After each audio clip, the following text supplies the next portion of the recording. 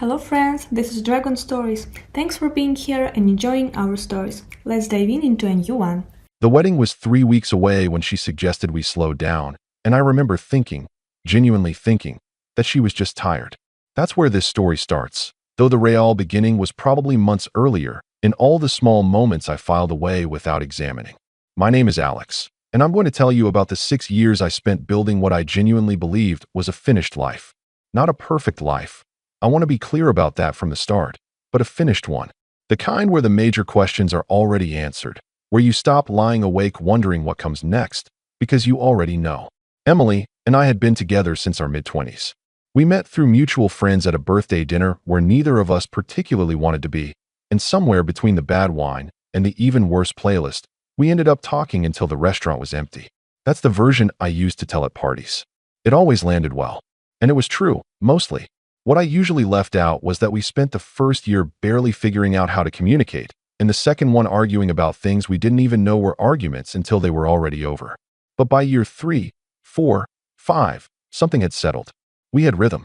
We had an apartment we'd picked together, furniture we disagreed about, and then compromised on, a shared calendar full of ordinary plans. When I proposed, it wasn't a grand gesture. We were in the kitchen on a Sunday morning in early spring. She was making coffee, and I just said that I thought we should get married.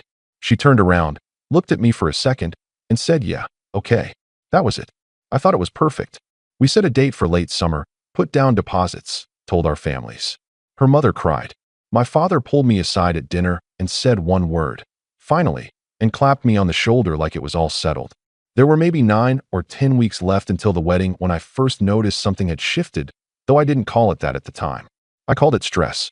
I told myself that planning a wedding does something to a person, that the pressure accumulates in ways that aren't always visible, and that what I was picking up on, the shorter answers, the way she'd look at her phone and go slightly somewhere else for a moment before coming back, was just the weight of logistics. The venue, the catering confirmations, the seating chart that had already been revised 4 times. I believed that. I wanted to, and it wasn't hard.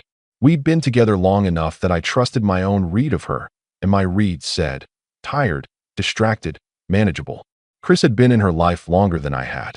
They'd grown up in the same neighborhood, gone to the same school, had the kind of shared history that I was never going to have with her, and had more or less made peace with. He was present the way old friends are, reliably, without fanfare.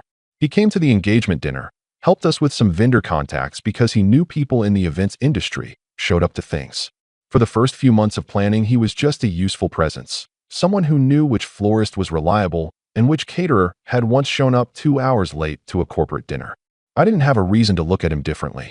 The thing I kept noticing and kept filing away without really examining was small. It was the way her voice changed register when she was on the phone with him. A little lighter, more animated. She'd laugh at something and then glance over at me with this expression I couldn't quite place. Not guilty, not obvious, just briefly aware of me in a way that felt different from how she was usually aware of me. Once, she was reading something on her phone and smiled. A private, reflex kind of smile. Then looked up and caught me watching. She set the phone face down and went to ask what I wanted for dinner. I noticed. I said nothing. A few times I asked her how she was doing, and she said she was fine, just tired, that there was a lot going on. I told her I understood, that we were almost through the hard part. She nodded. Once she answered in a way that didn't quite close the sentence. Just a flat yeah that hung in the air longer than it should have. I noticed that too. I set it down. One evening in late June, I came home earlier than expected and found them in the living room together, sitting on opposite ends of the couch. Nothing visually alarming. But they both stopped talking the moment I walked in, the way people stop talking when the conversation was specifically about the person who just entered the room. Chris recovered first. He said something about going over some last details for the venue booking. Plausible enough on its surface, except that we'd finalized the venue weeks ago, and he knew that, and I knew that, and the way he said it had the slightly over-explained quality of a sentence that was built to fill a silence rather than convey information. Emily got up and went to the kitchen without looking at me directly. Chris and I exchanged a few minutes of nothing. Weather, work, nothing, and then he left. That night I sat next to her and said, I felt like I walked into something earlier. She said, "You're reading into things." I held her gaze for a moment, then let it go. Not because I believed her, but because I didn't yet know what I was asking her to confirm, and some part of me understood that once I knew, I couldn't unknow it. The weeks before a late summer wedding are supposed to be full of noise. Everyone calling, things to sign, last-minute decisions pulling your attention in 6 directions at once. And they were. We stayed busy in a way that made it possible to avoid the conversation that was building between us without it looking like avoidance. Then one evening in early July, about 3 weeks out, we were sitting at the table after dinner. She hadn't eaten much. She was quiet for a long stretch, the kind of quiet that has weight to it. And then she said, "I think maybe we should slow down a little." I asked her what she meant. She took a moment before saying she wasn't sure we should be rushing it, that she needed a little more time to feel certain. I told her we'd been planning this for almost a year, that everything was already paid for, that people had booked travel. She said she knew. I asked if something had happened. She said nothing had. Then another pause, longer this time, and she said she just needed more time. I looked at her for a long while. She looked at the table. And that was the moment I understood that whatever was coming next was going to cost me something I hadn't finished paying for yet, and that the thing I couldn't figure out, the thing that would take me weeks to stop turning over in my head, wasn't what she had said, but the specific way she had said it, as though she were reading from a script she'd only just finished writing. She told me about Chris on a Sunday morning about a week after that conversation. Not dramatically. There was no confrontation, no raised voices, no moment where everything shattered at once. We were sitting in the kitchen, she had a mug in both hands, and she just started talking in the slow, careful way people talk when they've been rehearsing something for days but still aren't sure they have the words right. She said that a few weeks back he had told her that he had feelings for her, that he'd had them for a long time, and that she hadn't known what to do with that information. She said she hadn't acted on anything. I asked her the only question that actually mattered in that moment, whether she felt something back. She looked at her coffee. The pause was long enough that I didn't need her to answer, but she did anyway. She said she didn't know. I've thought about that answer a lot since then. At the time it felt worse than a yes would have, because at least a yes would have been a closed door. And I don't know, is a door left open, and there's something about an open door that makes it impossible to stop staring at it. We didn't break up that morning. That's the part most people find surprising when I tell this story. We stayed in the apartment together for another 2.5 weeks, sleeping in the same bed for the first few days, then gradually not, then separately without either of us formally deciding that was what we were doing. We ate meals at different times. We were polite in the way that people are polite when politeness is the only currency left. She didn't go see him, as far as I knew. She didn't leave immediately. She seemed to be waiting for something. Maybe for me to make the decision. Maybe for herself to find a clarity she clearly didn't have. Once or twice we sat together in the evenings, and it almost felt like before, like we were just two people watching something on television after a long week. And then one of us would shift or say something ordinary, and the weight of everything would settle back in, and we'd both feel it and say nothing. About 10 days into that limbo, she came to me in the evening while I was reading and sat down across from me. She said she thought she needed some space, not a final decision, just room to think. She said it carefully, like she'd chosen each word in advance. I didn't argue. I asked her how long she was thinking. She said she didn't know. I nodded and went back to my book, and she sat there for another minute before getting up and going to the bedroom.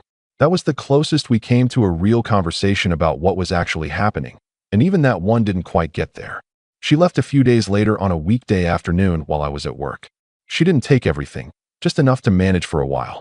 She left a note on the counter that said she was sorry, that she needed space to think, and that this wasn't a final decision. I read it twice, folded it, put it in a drawer, and didn't open that drawer for about 3 months. I understood what she meant.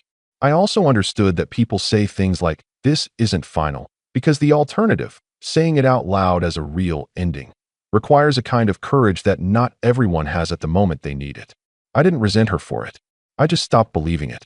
The wedding cancellation calls were the worst part of the logistics. I handled most of them. The venue required a written cancellation with 30 days notice, which we didn't have since we were already inside that window, so we lost a significant portion of the deposit. The caterer was more understanding, but there were still costs. The florist had already ordered materials. There were small financial losses scattered across a dozen vendors. None of them ruinous on their own, but collectively adding up to a number I had tried not to calculate too precisely. I called her parents first and kept it brief. I told them things hadn't worked out, that it was mutual, that we were both okay. Her father didn't push. Her mother asked if there was anything she could do, and I said no and thanked her. My own family was harder. Not because they asked more questions, but because they asked fewer, and I could hear them filling in the silence with conclusions I couldn't correct without explaining more than I wanted to. A cousin sent a short message saying she was sorry, and that was somehow the thing that landed hardest, not out of grief exactly, but because it made it real in a way the practical calls hadn't. The first few weeks alone were mostly functional. I went to work, came home, made food that required minimal effort, watched things I don't remember watching. I wasn't devastated in the way I expected to be. There was no collapse, no week in bed, nothing cinematic. It was more like a low hum of absence, a constant background awareness that the shape of my daily life had changed and that I was still moving through the spaces where the old shape used to be.